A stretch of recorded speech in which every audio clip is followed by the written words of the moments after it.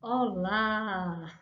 Aqui estamos nós mais uma vez. Vamos continuar com o nosso estudo no livro de Elizabeth George, Bela aos Olhos de Deus. Esse livro tem me feito muito bem, tem me trazido muito conhecimento e eu tenho tido esse desejo de compartilhar aquilo que eu aprendi com a leitura desse livro, que foi uma bênção na minha vida. Então, vamos continuar com o nosso estudo no livro de Provérbios 31, do versículo 10 ao 31. Hoje nós vamos ver o capítulo 5, que fala da mulher de Provérbios, né? Mais um tesouro da mulher de Provérbios, e esse tesouro é a fonte de bondade. A sua missão é fazer bem ao seu marido, aos seus filhos, a todos aqueles que a rodeiam. Ela lhe faz bem e não mal todos os dias da sua vida. Provérbios 31, 12. Esse é o retrato da mulher de Provérbios. Uma mãe fervorosa, né, que é apresentada aí por Deus no livro de Provérbios, essa beleza, né, uma mãe que está ensinando ao jovem filho, príncipe, as qualidades que devem ser encontradas em uma esposa. Ela vai mostrando os retratos da bela mulher de Deus que ele precisa reconhecer na jovem que ele vai encontrar, né? Todas essas virtudes. E eu gostaria de frisar o seguinte: nós estamos falando, nos direcionando sempre à mulher casada que tem um marido, mas esses são princípios que servem para todas as mulheres. Lembremos sempre que aqui é o conselho de uma mãe que está orientando com palavras de sabedoria ao seu filho para que ele encontre uma esposa. Então, ao falar com o filho, ele está solteiro. E essa esposa que ele vai encontrar, ela precisa ter todas essas virtudes aí que a mãe aconselha ao seu filho.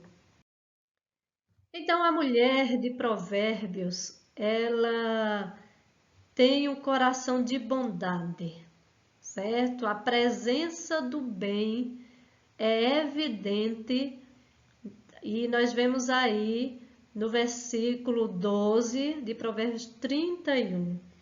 Ela lhe faz bem e não mal. O objetivo dessa mulher de Deus é fazer bem ao seu marido, com doses grandes de generosidade. Ela vive para amá-lo, para fazer bem, né? Em qualquer oportunidade. Conduz sua vida, seu lar, de maneira que todos os dias, rotineiramente, ela serve aos seus filhos, ao marido, ela honra seu marido, auxilia, né?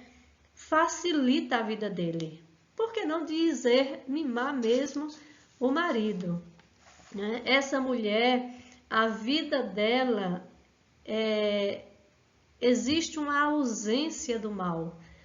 Nós sabemos que todas nós somos pecadoras. A palavra de Deus diz em Romanos 3, 23, todos pecaram, carecem da glória de Deus.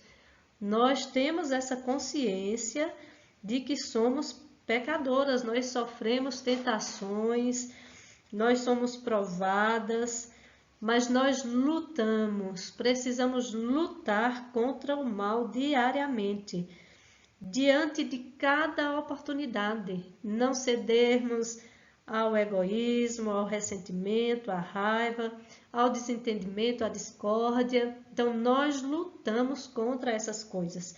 Se nós lutamos, e a palavra de Deus diz que nós somos mais que vencedoras, logo essas coisas vão estar ausentes da nossa vida. Esse mal que nos assedia, que nos rodeia, ele vai estar ausente de nossas vidas. Essa influência da mulher de Provérbios 31, de bondade, ela dura a vida inteira. Ela não faz parte da vida dessa mulher apenas por alguns dias, alguns meses, mas é a vida inteira. Ela lhe faz bem, lembremos do versículo, ela lhe faz bem e não mal todos os dias da sua vida. Então, essa mulher de Provérbios, ela é um exemplo de bondade. Ela continuamente, as suas obras, elas são permeadas por bondade, pela bondade. E nós precisamos orar para que o nosso coração, ele se comova, para sermos fortes, feito essa mulher que é apresentada aí, esse retrato de mulher apresentado pelo nosso Deus. É uma mulher valente, né? Igual a um exército, né? Um exército valioso. Lembram daqueles primeiros capítulos? Ela é uma rocha, mas ela é também uma fonte de água refrescante, né? Ela exala, né, fragrância de bondade. Ela é impulsionada por Deus e fortalecida por um coração pleno de bondade, de fazer o bem. Ela leva essa missão a sério, esforçando-se fervorosamente para sempre estar fazendo o bem. Bom, como então ser bela aos olhos de Deus? Tem algumas coisas que se colocam em nossa vida como obstáculos para sermos essa mulher bela, cheia de bondade aos olhos de Deus, aos olhos da nossa família, dos nossos filhos, do marido, né? E nós devemos ter cuidado com esses inimigos de bondade. Vamos ver alguns deles. E antes não, ao mesmo tempo, nós vamos ver exemplos de mulheres, né, que infelizmente elas tropeçaram, elas erraram, elas não foram bons exemplos de bondade em alguns momentos, né, frisando, em alguns momentos para o seu marido. E com esses exemplos, nós devemos evitar repetir os mesmos erros, né, que essas mulheres elas cometeram. Então nós temos o exemplo de Eva, né, que Eva ela foi criada para ser auxiliar do seu esposo, uma auxiliadora idônea para ajudar ao seu marido. Só que, infelizmente, aí em Gênesis 3:6, nós vemos Eva convidando o seu marido a participar com ela do pecado. E, infelizmente, ela não foi um bom exemplo e ela se deixou levar por esse inimigo mortal. Vemos aí as esposas de Salomão, né? Primeiro Reis, se você for lá observar, você vai ver que essas esposas de Salomão afastaram o coração de Salomão de Deus, levando Salomão a desagradar a Deus. Temos aí um péssimo exemplo, o exemplo de Jezabel, 1 Reis 21:25. Jezabel, ela instigou o seu marido a cometer as piores abominações. Foi um exemplo péssimo de mulher que não tinha nenhuma bondade em si. Ao contrário, ela só fez mal ao seu marido. A esposa, Rebeca, né? Rebeca, infelizmente, enganou deliberadamente o seu marido lá no momento da sua vida. E foi um mau exemplo também para o seu filho, quando levou seu filho também a enganar o pai, né? Gênesis 27. Temos o exemplo também de Mical, que desprezou seu marido Davi, né?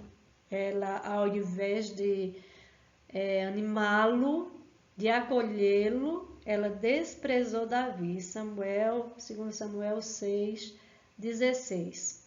E temos aí, por último, a esposa de Jó, né? A esposa de Jó, ela foi uma esposa que aconselhou a Jó, ao seu marido, a amaldiçoar Deus e desistir da própria vida. Diante daquele sofrimento que Jó estava passando, consequentemente também ela estava passando, só que ela, além de não saber lidar com a situação, ela também incentivou seu marido a amaldiçoar ao Senhor e morrer. Então foram inimigos que se apresentaram na vida dessas mulheres e que nós devemos ter muito cuidado para não submergirmos a esses inimigos. Bom, como então ser uma mulher bela, né, aos olhos de Deus? Né? Além de termos cuidado com esses inimigos, nós devemos ter algumas ações. Né? Nós devemos ser agradecidas, né? Agradecidas pelo que nós temos. Se estamos casadas, agradecidas pelo marido que temos, que é o marido que o Senhor nos deu. Se estamos solteiras, viúvas, divorciadas, agradecermos a Deus pela condição em que nós estamos e agradecermos pelos filhos, pela casa, pelo trabalho que temos, termos um coração agradecido. Essa deve ser uma das ações. Outra ação é não cultivar amargura. A amargura causa grandes problemas e a palavra de Deus mesmo, Hebreus 12:15, nos aconselha a não guardarmos, né, não termos raízes de amargura, porque essas coisas fomentam o mal no nosso coração, essas coisas nos atrapalham. Atrapalha o nosso relacionamento com Deus, atrapalha o relacionamento com o esposo, com filhos, com colegas de trabalho, enfim, com os próprios irmãos na igreja. Então devemos ter esse cuidado, não cultivar a raiz de amargura. Cuide da vida espiritual, quando nós permanecemos perto de Deus, lendo a palavra de Deus, orando, andando nos caminhos da graça, nossos corações se enchem de bondade e de alegria. Cuidemos da nossa vida espiritual. Siga o plano de Deus. O plano de Deus para nós é para que nós sejamos mulheres valorosas, mulheres bondosas, mulheres que façam bem todos os dias da nossa vida. Esse é o plano de Deus. Sermos fonte de bondade, né? Planeje fazer o bem. Até para o bem precisamos nos planejar. Acaso não erram os que maquinam mal, fazem o mal, mas amor e fidelidade haverá para os que planejam o bem. Provérbios 14:22. E nós temos aí, bem rapidinho, vou ler para vocês alguns ABCs de bondade. Esse ABC vai até a letra O, mas ele vale para nós. Acate a liderança do seu marido, né? Siga o que a palavra de Deus diz. Eva, ela causou uma grande tristeza ao coração do marido e ao mundo inteiro por não ter sido submissa, porque certamente Eva já tinha a orientação de que não podia comer daquele fruto. Orientação dada por Deus, seu marido, mas ela não foi submissa ao marido. Brinde seu marido com alegria, né? Um lar feliz é muito bom. Não seja uma esposa briguenta. Eu coloquei aí Provérbios 19:13, é de acordo com o que está aqui no livro, que fala que a mulher briguenta é como uma goteira, né? Que fica pingando o tempo todo, incomodando. Um marido desse, ele não vai ser feliz. Aliás, as pessoas dessa casa não vão ser felizes, porque tem uma pessoa constantemente ali reclamando de tudo, brigando, né? Contribua sempre para o bem espiritual do seu esposo, né? Não siga o exemplo da mulher de Jó, que desanimou, né, o seu esposo, né? Não respeitou a dor dele. Então, contribua sempre para o bem espiritual do seu esposo. Discipline, eduque, instrua seus filhos. Todo Provérbios aí 31 nós vemos uma mãe educando, ensinando, admoestando, dando conselhos aos seus filhos. E educa a criança, ensina a criança no caminho que deve andar e ainda quando for velho não se desviará dele. Faça elogios constantes, né? Provérbios 12, 25. Né? Então, os elogios constantes que você faz a seu marido é aquela boa palavra que vai alegrar o coração dele. Né? Que a nossa boca seja uma fonte de bondade. Elogiar os maridos, elogiar os filhos, quando se fizer necessário. Tem mães que apenas criticam e reclamam, né? E só vê o que o filho faz de errado. Mas devemos ver também o que eles fazem que merecem elogios. Filhos também merecem elogios. Grave no coração o desejo de crescer espiritualmente. Esse desejo deve estar presente no nosso coração continuamente.